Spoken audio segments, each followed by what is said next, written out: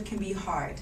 Maintaining a good relationship takes time, emotional connection, and physical connection. Now imagine being in a long-distance relationship. That's even harder. Being in a long-distance relationships can be for many reasons. Maybe work, school, life necessities.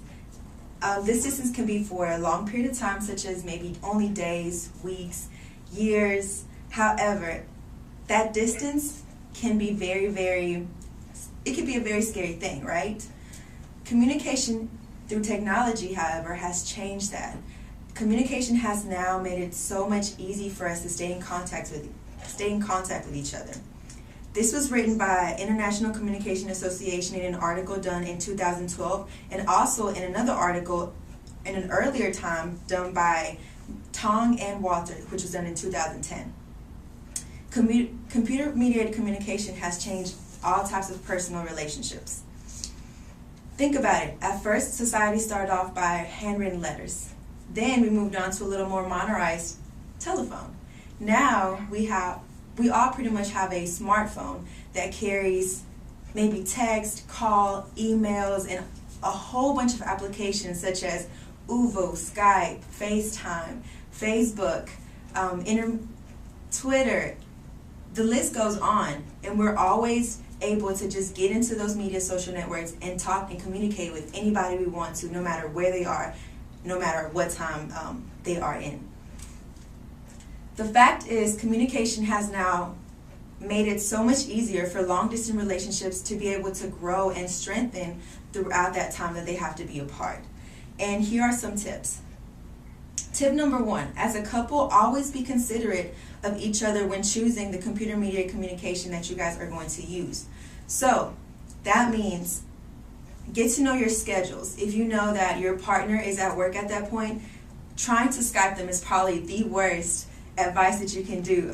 So you probably want to do something more simple like a text message, or maybe calling them when you know that they're on break. So just be considerate about what they are doing and when you know they can use what type of applications or what type of site. Tip number 2, schedule phone or online dates with each other.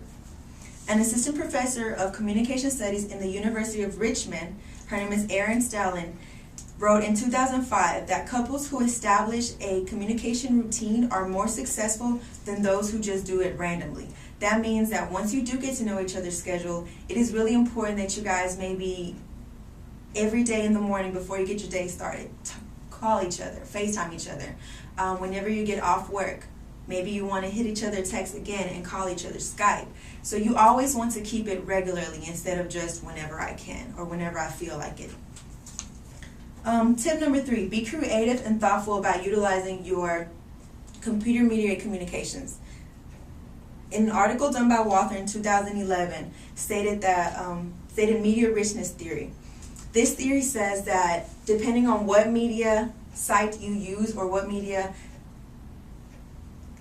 site that you use depends on the type of experience that you will have. Meaning Skype will probably be a little bit more a better experience than through text, because you'll be able to see hand motions, facial expressions, facial gestures. You'll be able to see them and talk to them and hear them and probably see the background. So you'll see more versus a text or a call. So you might want to just consider that. Tip number 4, consider your activity on social media networks. Also, in another study by the International Communication Association, emphasized how social media networks are used more often now to online stalk people, online stalk your friends, online stalk your boyfriend, and for information seeking about people. So this means that yes, your profile is out there and anything that you put up there will be seen. So if you told your girl that you are studying, but you put a picture up that you're out partying with your friends, is probably not a good idea. So consider that. Tip number 5, which is the last one, is tackle any problems as they appear. In Romancing the Phone, an article done by Manasudu in 2005 stated how it is very important that as problems arise, you tackle them right then instead of ignoring them and basically just waiting to see each other to attack those problems. That way, whenever you guys do meet up and see each other, there is no problems. Everything has been already handled, and then you can just focus on just being with each other and spending pretty much time with each other, being happy. Many could argue that long-distance relationships can weaken a couple's relationships. However, thanks to communication through technology, that is no longer a problem. So thank you.